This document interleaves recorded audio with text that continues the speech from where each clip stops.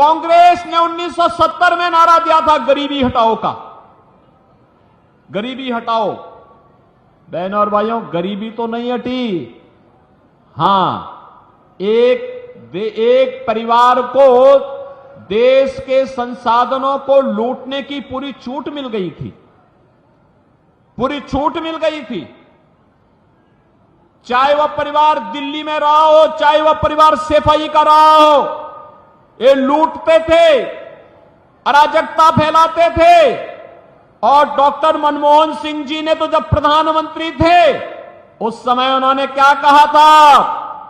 उन्होंने कहा था कि देश के संसाधनों पर पहला अधिकार मुसलमानों का है, तो हमारा दलित कहां जाएगा, पिछड़ा कहां जाएगा, एक खड़गवंशी कहां जाएगा, पाल कहां जाएगा, सैनिक कहां जाएगा, गरीब कहां जाएगा, किसान कहां जाएगा, माताएं और बहनें कहां जाएंगी, नौजवान कहां जाएंगे? देश के अंदर कांग्रेस जाति के नाम पर, क्षेत्र के नाम पर, भाषा के नाम पर बांटती रही। गरीब भूखों मरता रहा, किसान आत्महत्या करता रहा, नौजवान पलायन करता रहा।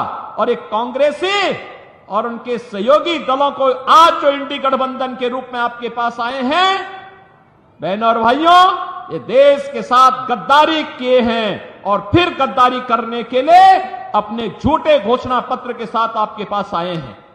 आज कांग्रेस का जो घोषणा पत्र है उसको आप देखेंगे, क्या कहते हैं?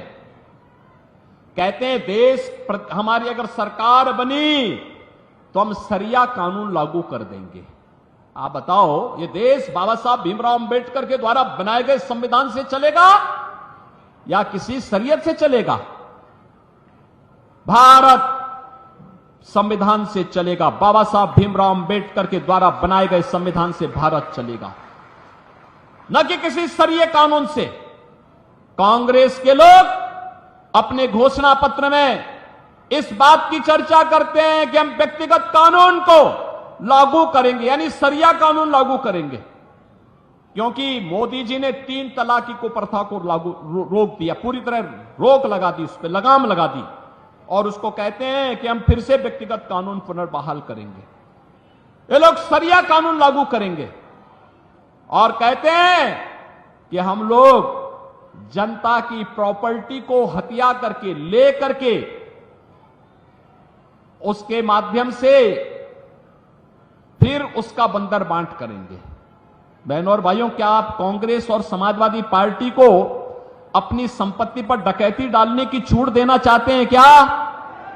अरे आपके बाप दादों ने कमा करके संपत्ति रखी है। देखो ना इन बेशरमों की हालत। एक तरफ आपकी संपत्ति पर इनकी कुदृष्टि है और दूसरी तरफ माफिया और अपराधियों को अपने गले का हार बना करके कैसे उनके नाम पर फतिया पड़ रहे हैं, आपने देखा होगा इनके हाल को।